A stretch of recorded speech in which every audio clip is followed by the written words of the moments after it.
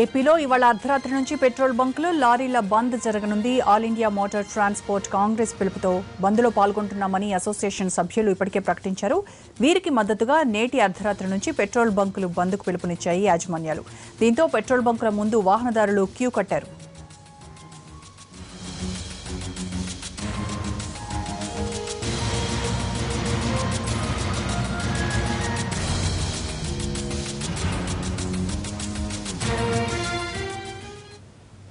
రేపటి పెట్రోల్ బంకుల బంద్తో వాహనదారులు బంకుల ముందు క్యూ కట్టారు. అక్కడ తాజా సమాచారాన్ని మా ప్రతినిధులు వైజాగ్ నుంచి రవిచంద్ర, విజయవాడ నుంచి దామోదర్, తిరుపతి నుంచి దామోదర్ లైవ్ లో సిద్ధంగా ఉన్నారు. ముందుగా రవిచంద్రతో మాట్లాడదాం. వైజాగ్ లో పరిస్థితి ఎలా ఉందో తెలుసుకుందాం. రవిచంద్ర, రేపటి నుంచి ఈ అర్ధరాత్రి నుంచి జరగబోయేటువంటి బంద్ కి ఎటువంటి ఎఫెక్ట్ ఉంటుందనుకుంటున్నారు జనాలు? అలాగే పెట్రోల్ బంకులు కూడా బంద్ కు మద్దతు ఇస్తున్నాయి. సో వాహనదారులు ఏమంటున్నారు? రాష్ట్ర ప్రభుత్వం విధించిన 4% ట్యాక్స్ను ఎత్తివేయడంతో పాటు 11 ప్రధాన డిమాండ్లతో రేపటి నుంచి అంటే ఈ అర్ధరాత్రి నుంచి పెట్రోల్ బంక్ యాజమాన్యాలు అలాగే లారీ ట్రాన్స్పోర్ట్ యాజమాన్యాలు కూడా సమ్మెకు వెళ్తున్నాయి. ఈ నేపథ్యంలోనే మొత్తం బంకులన్నీ కూడా మూతపడిపోతున్నాయి. ప్రస్తుతం విశాఖ నగరంలో రేపటి నుంచి పెట్రోల్ అలాగే డీజిల్ దొరకదన్న కంగారులో పెద్ద ఎత్తున వినియోగదారులందరూ కూడా క్యూ కొడుతున్న పరిస్థితి అన్ని ప్రధాన బంకుల దగ్గర మనకు కనబడుతోంది.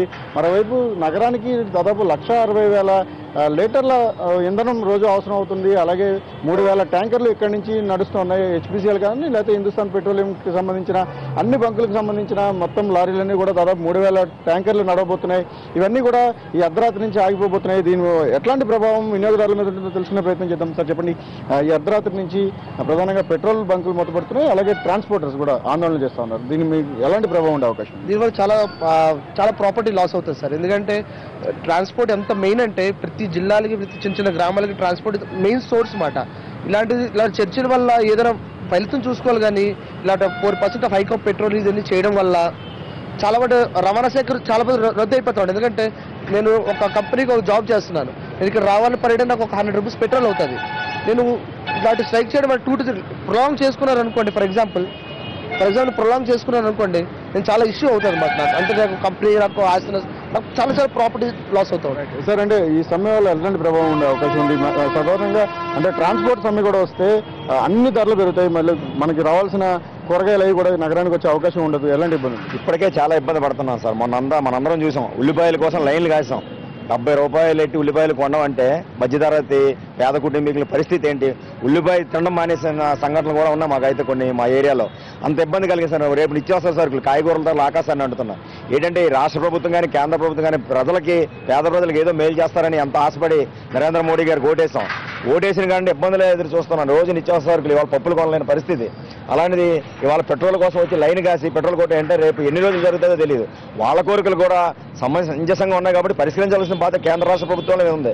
పక్క రాష్ట్రాల్లోని పెట్రోల్ తేడాకి మన రాష్ట్రాల్లోనికి చాలా తేడా ఉంది. పక్కన ఉన్న తెలంగాణకి ఇక్కడికి 5 రూపాయలు 6 రూపాయలు తేడా ఉందంటే మరి రాష్ట్ర ప్రభుత్వం కేంద్ర ప్రభుత్వం లారీ వాహనాలతో చర్చించి వాళ్ళకి సమస్యలు పరిష్కరించాలని మేము కోరుకుంటున్నాం. రైట్. ఒకవైపు నిత్యావసర ధరల మంట ఉంది, మరోవైపు పెట్రోల్ బంకులు కూడా మూతపడి ట్రాన్స్పోర్టేషన్ ఆగిపోతే ఖచ్చితంగా నష్టపోతామన్న భావన వినియోగదారులు వ్యక్తం అవుతుంది. రోజా మొత్తంగా ఇక్కడ విజయవాడలో తాజా పరిస్థితిని మా కొలీగ్ దామోదర్ అందిస్తారు.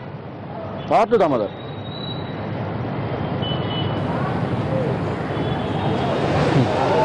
Thank you Ravichandra. ఇప్పటివరకు విశాఖపట్నంలో రవిచంద్ర అందించిన వివరాలు చూసాం. కానీ ఇప్పుడు విజయవాడలో చూస్తే మాత్రం ఉదయం నుంచి కూడా పరిస్థితి అయితే మాత్రం చాలా దారుణంగా ఉందని చెప్పాలి. పెట్రోల్ బంకులు ఈ అర్ధరాత్రి నుంచి సమ్మెలో పాల్గొనబోతున్నాయి.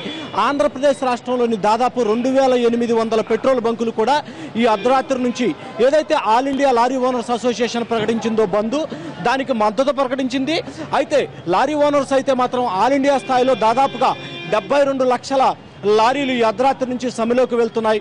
అయితే ఒక ఆంధ్రప్రదేశ్లోనే 72,000 లారీలన్నీ కూడా ఈరోజు అర్ధరాత్రి నుంచి సమ్మెలోకి వెళ్తుండటంతో అదే సమయంలో పెట్రోల్ బంకుకు సంబంధించినటువంటి యజమానులంతా కూడా బంద్కు మద్దతు పలికారు. దాదాపుగా ఫిబ్రవరి నుంచి కూడా అటు పెట్రోల్ పైన ఇటు డీజిల్ పైన దాదాపుగా 4 రూపాయల వ్యాట్ ట్యాక్స్ను ఏపీ ప్రభుత్వం విధించింది. దీంతో పక్కనున్న తమిళనాడు చూస్తే తమిళనాడు కన్నా ఆంధ్రప్రదేశ్లో దాదాపుగా 4 రూపాయలు ఎక్కువగా పెట్రోల్ కానీ డీజిల్ మీద కానీ సర్ఛార్జీ రూపంలో వ్యాట్ ఛార్జీ రూపంలో మొత్తం వసూలు చేస్తూ ఉంది. ఈ నేపథ్యంలోనే మొత్తం కూడా ఆల్ ఇండియా స్థాయిలో జరుగుతున్నటువంటి లారీల బంద్కు పెట్రోల్ బంకులు కూడా మొత్తం కూడా బంద్ ప్రకటించాయి. అదేవిధంగా పెట్రోల్ ట్యాంకర్స్ ఏదైతే మొత్తం రవాణా చేస్తాయో ఆ ట్యాంకర్ల యజమానులు కూడా బంద్కు పిలుపునవడంతో పెట్రోల్ రవాణా ఈ అర్ధరాత్రి నుంచి నిలిచిపోతుంది. ఒకవేళ పెట్రోల్ బంకుల్లో ఒకవేళ కొద్దిగా ఉన్నప్పటికీ కూడా అది కేవలం కొద్ది మాత్రమే ఉపయోగపడుతుంది. అటు ఒకవైపు లారీల బంధు, మరోవైపు పెట్రోల్ ట్యాంకర్ల బంధుతో మొత్తం కూడా ఎక్కడికక్కడ పెట్రోల్ నిండుకునే పరిస్థితి ఉంది. దీంతోనే మొత్తం కూడా యజమానులు కానీ వాహన యజమానులంతా కూడా ఉన్న ఏదైతే పెట్రోల్ అవసరాలు ఉన్నాయో 1-2 రోజులకు సరిపడా అవసరాలకు మాత్రం బారులు తీరారు పెట్రోల్ కొట్టించుకునేందుకు.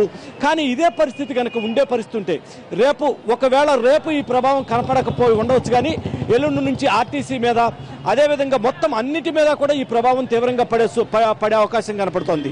మనం చూస్తున్నాం చాలామంది మొత్తం 2 వీలర్లు కానీ వీళ్ళు కానీ ఈ వాహనాలకు పెట్రోల్ కొట్టించుకునేందుకు వచ్చారు.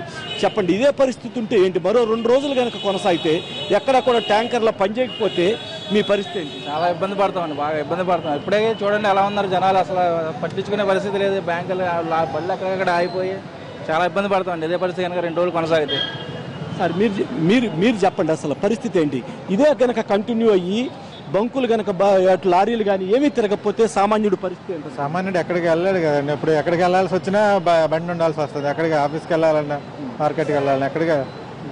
ఇది మనం చూస్తూ ఉన్నాం.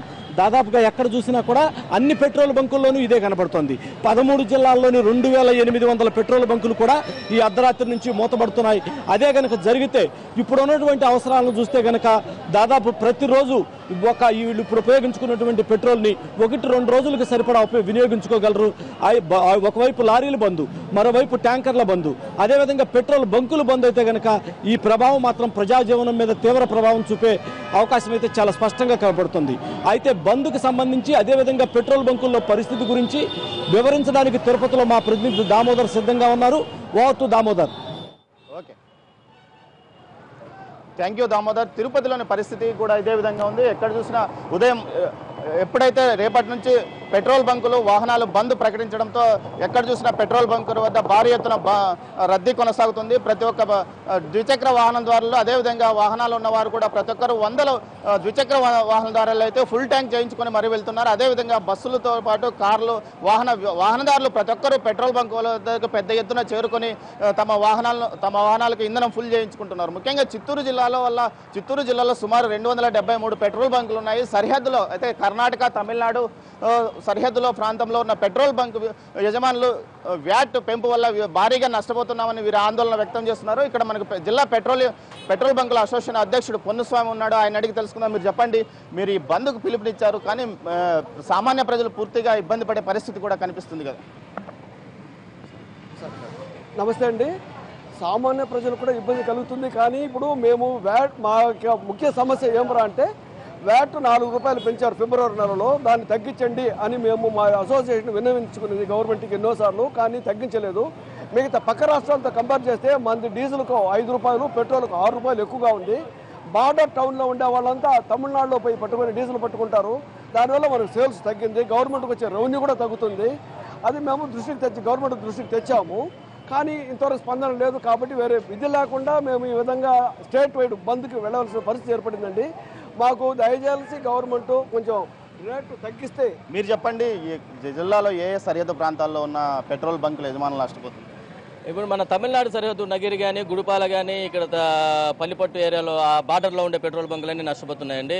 మరియు ఇటు కర్ణాటక బార్డర్లో ఉన్న పలమనేరు, ఇటు కుప్పం ఆ ఏరియాలో ఉండే పెట్రోల్ బంకులు కూడా దాదాపు రోజుకి 1000 లీటర్లు జరిగే 10,000 లీటర్లు జరిగే పెట్రోల్ బంకులు కూడా 1000 లీటర్లకు పడిపోవడం జరిగింది.